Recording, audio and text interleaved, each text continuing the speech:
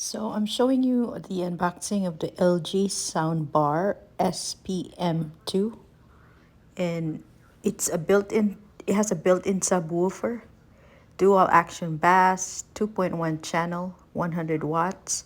It's all inclusive with surprising bass, AI Sound Pro as well, and it's in a dark gray color. It has HDMI connectors, Bluetooth, and it's Dolby audio. So when you open the box, this is what we have here. It's the sound bar and the accessories that came with it. We have the connector for the TV, and this is the slot that you will find at the back of the sound bar.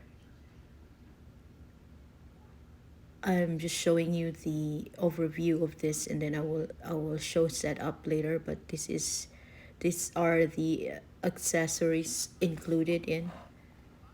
There's a plate for the wall if you want to place it in the wall as well. And that's the top view of the sound bar, so you can see the power, the Bluetooth, and the volume control there as well.